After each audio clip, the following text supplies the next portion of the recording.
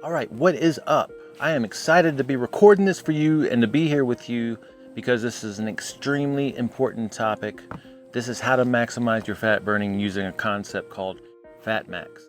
Now, Fat Max is a concept developed from Dr. Phil Maffetone, expanded on by the Primal Health Coach Institute, and now by most. And just to give you a synopsis of what this is about teaching the body how to be better at using fat for fuel, at using its own body fat for fuel, which is one of our ultimate goals in the SHT. The way that we teach the body how to use fat for fuel is something that happens slowly but consistently over time if done properly. Now, when I was in my CrossFit days, it was all about intensity, and it was all about forcing that adaptation that comes from intensity. And adaptation does come from intensity. But what I've learned over the past few years is that that intensity level does not need to be pushed that often to get the benefits that we want. And specifically, I'm talking about benefits from resistance training as well as all-out sprint efforts. The majority of your fitness routine needs to be at a low level that's teaching the body how to use fat for fuel, not to be mistaken with melting fat off your body. The more the body prefers to use fat for fuel, the more it will use fat for energy throughout the day without you realizing it. And that's how these benefits will add up over time. The body composition benefits that you're looking for definitely come from eating real food the way that I talk about, but from a fitness perspective, it comes from understanding and learning how to implement Fat Max. Now, I am coming at you from beautiful Alabama Hills, California, in my pop-up gazebo office. You can see this background. It's not a fake background. Loving life, teaching health, animal-based nutrition, ancestral-based health practices, and simplified living from an off-grid perspective. Absolutely loving it. I'm powering everything that I'm doing right here with my portable battery and solar power system. So now let's get into what it is that we're here to talk about today. So let's review a couple of basics, okay? First of all, caloric compensation. Talked about this before, but it's worth reiterating. The more you exercise, the more you unconsciously and consciously compensate by being less active. More exercise is not better.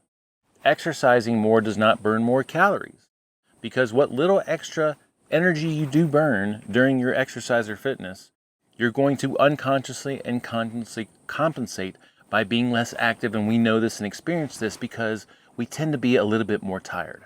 Also, the more you exercise, the more you unconsciously and consciously compensate by eating more. So exercising more does not burn more calories because, again, the little excess energy that you burn from exercise is offset by this desire to eat consciously and unconsciously. Okay, and we all experience both of these things. When you work out a lot, when you train really hard, you're tired. You don't want to do as much. And that could be really subtle. Maybe you don't pay attention to it, and maybe you can from this point forward. But also, you tend to eat a little bit more because your body's starving for nutrition and energy. And sometimes you even reward yourself by saying, hey, I did this really brutal training session, or I had this really brutal week of training, and I'm going to reward myself with a donut or a pastry or a pasta-based meal or something along those lines. Now, this idea of caloric compensation is really relevant when you have this chronic exercise pattern where you're working out all the freaking time. Because a depleted body is going to be more inclined to consume more calories and store them as fat as a safety mechanism and conserve energy in every way possible throughout the day. And that's not what we want. Now, also, another concept that I've brought up before and it's worth reviewing is the constrained total energy expenditure model. Sounds really confusing, but here's the nuts and bolts. We used to think that the more exercise, the more energy you're consuming or burning, the more calories that you're using or burning, right? And what we know now is that when you measure the overall metabolic rate of a given animal, a given species, on a day-to-day basis, most animals are going to consume about the same energy no matter how much activity you do. What happens is the more physical activity that you do, the more those energy and resources are pulled from being used for other things. So think about it. This situation that we have going on here requires energy to function. Your brain requires the most energy of any organ in the body. It's very energy dependent. You've got your vital functions. You've got recovery and adaptation, which is an energy intensive process. And then you got your fitness and stress. And what happens here is that the more that we do physically in an effort to burn more calories and burn more fat, we're actually pulling energy away from other functions of the body. You may experience this as not being able to function as good and feeling like you're overtrained. But even if you don't notice it, this is exactly what's happening. Pro tip, it's not the more you do, it's the what you do and the how you do it. We're training the body to do something. So the true benefits of exercise and fitness really relate to the deliberate movement of the body, which leads to building strength and muscle and the capacity of the body. You're also optimizing adaptive hormones such as insulin, testosterone, and estrogen. And also the benefit is metabolic flexibility through training the body how to use fat for fuel. So pro tip, you want to look at cardio as an opportunity for fat for fuel training versus burning fat for fuel. Pro tip, you're teaching your body how to use fat for fuel, but not necessarily burning a lot of fat for fuel in the moment. Now let's talk a little bit about aerobic versus anaerobic exercise. This has always been really confusing for me, even though I've studied this for years. When you think about aerobics, you think about, well, I don't know, this may be before y'all's time, but I think about people like Jane Fonda and Jack LaLanne. So really what aerobic exercise refers to is the intensity of the workout and the dominant fuel substrate being used for the activity. Aerobic means with air. This kind of training needs oxygen. And by the way, fat metabolism requires oxygen. So aerobic exercise is conducted at an effort level that allows you to get sufficient oxygen into the body and be available in order to burn fat for energy. So think moving at a comfortable pace. This is where the whole idea about doing cardio to burn fat came from, is this understanding that in order to use fat for energy, you have to have oxygen present. Now anaerobic, you can think of as not necessary or without air. Anaerobic means without oxygen. And this indicates an effort level that is difficult enough to cause an oxygen shortage. So this is an effort level that causes an oxygen shortage, and this forces the body to use more energy from glucose or glycogen than it would from fat. So again, this is going to be intense strength training and intense all-out sprints. So what I'm saying here is that your metabolic energy is going to depend on the intensity. The more intense, the more glucose burning it is, or the more glycogen or sugar burning it is. The less intense, the more comfortable it is, the more fat burning it is. So pro tip, brief intense workouts can be adaptive in moderation. We do want that adaptation response, but we don't want these really intense workouts all the freaking time. However, chronic cardio, sustained at a medium to high intensity, without the right kind of recovery in between, is going to compromise not just your fitness progress, but also your health, because it's extremely stressful. So pro tip, learning how to train in the aerobic heart rate zone will optimize your fat metabolism both during the workout, and guess what? It stays with you throughout the rest of the day. So as you train your body how to use fat for fuel during comfortable cardio, during fat max workouts, your body remembers that for the rest of the day. And on the flip side of that, pro tip, chronic exercise at heart rates above aerobic maximum trains the body to prefer glucose as energy, both during exercise and throughout the day. So what am I saying here? Those of us that like to go out and blow it all out all the time, we're teaching the body to prefer glucose or sugar for fuel. So here's the benefits of the kind of exercise that I'm talking about, our kind of exercise. We've already talked about fat metabolism, right? Also mitochondria. We improve mitochondria health, and we also improve mitochondrial biogenesis, which is the creation of new mitochondria. Mitochondria are these little bacteria present in all our cells. One of their functions is to create energy for the cells and for the body. Also, cardiovascular. Our kind of aerobic exercise increases what is known as the capillary network, the blood supply that supplies blood to all the muscles and cells with fuel, with oxygen, with nutrients. You have better blood pressure, you have better lung capacity, all as a function of receiving this extra oxygen during comfortable cardio or fat max cardio. You also develop musculoskeletal strength and resilience. Now, strength training is important, but also comfortable fat max cardio is important because a lot of our ligaments and tendons and connective tissue require long time and duration to build their strength. So a component of this is what we're talking about here with comfortable cardio and fat max. So I want to go into some heart rate information so that you understand the heart rate piece behind this, You may choose to measure your heart rate, you may not. I think it's useful until you get comfortable with understanding where your cardio is at intuitively, okay? But these are the heart rates we want to be aware of: resting heart rate, maximum heart rate, high intensity zone, and aerobic max heart rate or fat max. So resting heart rate is basically your heart rate at rest.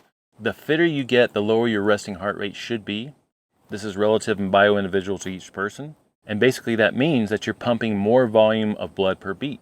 Your body doesn't have to beat as fast because it's doing it better. Now, a healthy resting heart rate can be anywhere between 60 and 100 beats per minute. Average resting heart rate for most people is going to be 72 beats per minute. A fit person could have a heart rate as low as 40. And I tell you what, during my best sleep nights, I have a resting heart rate of 45. Now, typically, a lower resting heart rate is going to be indicative of better health. But again, it's relative. Lower to you compared to what it was before. Maximum heart rate is the estimated maximum heart rate that you can have before killing yourself. So that means you don't want to push it to this maximum that often. The best formula that I've found is 206 minus 0.7 times your age. So for me, at 48, an estimated maximum heart rate is going to be 172. Now, I can definitely push it above that, but I've also been working out and training for a really long time. So again, this is something that can be modified based on your fitness level, but I think this is a really good starting place for maximum heart rate.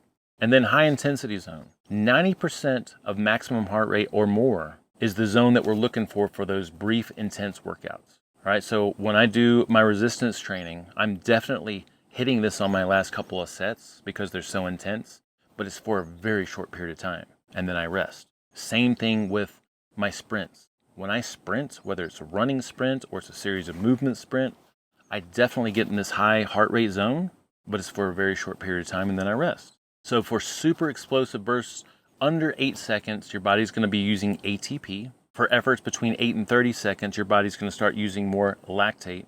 And then once you get past those two, after 30 seconds or more, your body's going to start using glucose or glycogen. So this is what I'm talking about. If I'm doing some intense resistance training, that's going to be within that 8 to 30 second range. And so I'm using ATP and I'm using lactate. Once I get above that and I'm staying intense, then I'm becoming a sugar burner. It's rare that you need to get into that really high heart rate zone for an extended period of time. It may be really short for your resistance training sessions, and your sprint sessions maybe should be once every 7 to 10 days. And so when you do your sprint sessions, maybe you're going for more than 30 seconds. But in general, the majority of what you do not want to be in that high intensity zone.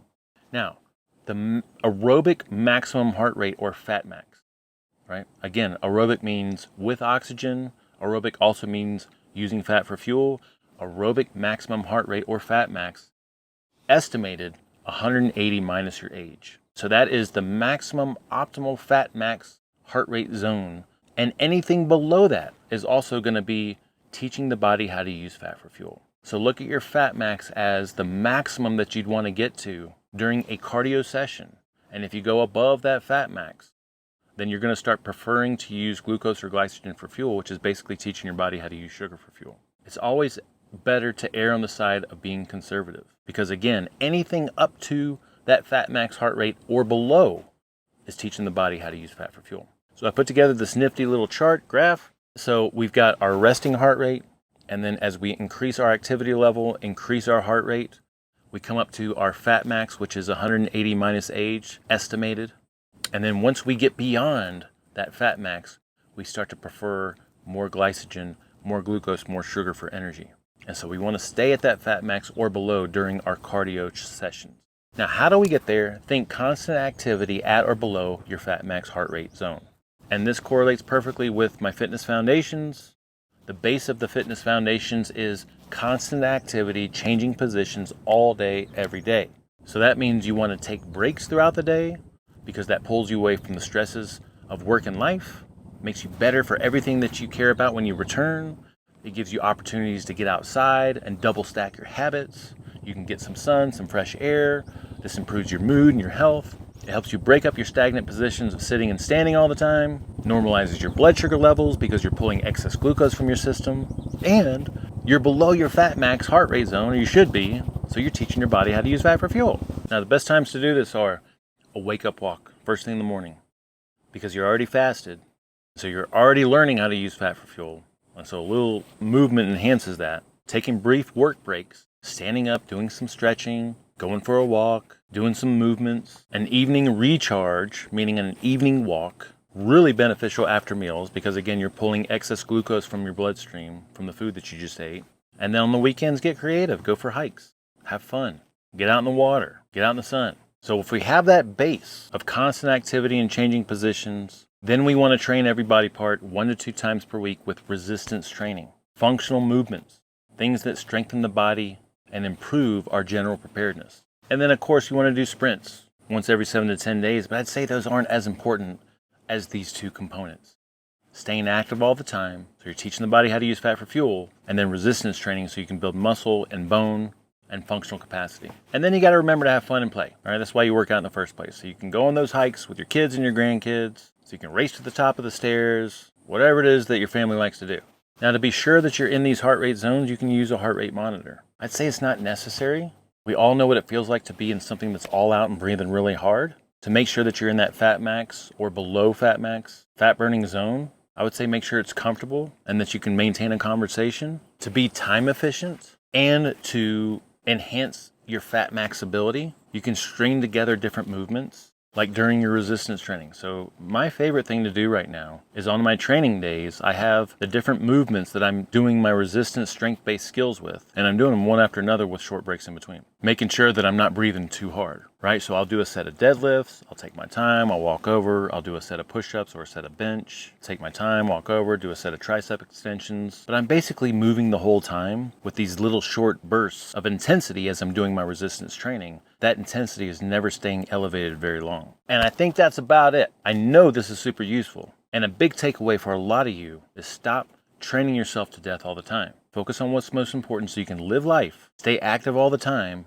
at a comfortable pace, at your fat max heart rate or below. If you're into cardio, don't be doing intense cardio all the time. Do comfortable cardio. But bottom line is you want to stay active all day long. You want to resistance train your body, every body part 1 to 2 times per week. When you do some cardio, make sure that it's at fat max heart rate or below, and then just have fun, live life. Now, thank you so much for your time. If you want to support me beyond what you're doing right now, with just following, listening, watching, paying attention, sharing even better, that's more than enough. But if you'd like to support me even further, visit my Buy Me a Coffee page at buymeacoffee.com/PaulCTHadina. If you'd like to support yourself while supporting me, check out my online community, SuperHumans United. It's freaking amazing. Ton of resources in there. And if you'd really like to optimize your animal-based nutrition, your ancestral-based health practices, and your simplified living, schedule some time with me at my Linktree at linktree.com/PaulCTHadina. You're freaking awesome. Keep it real.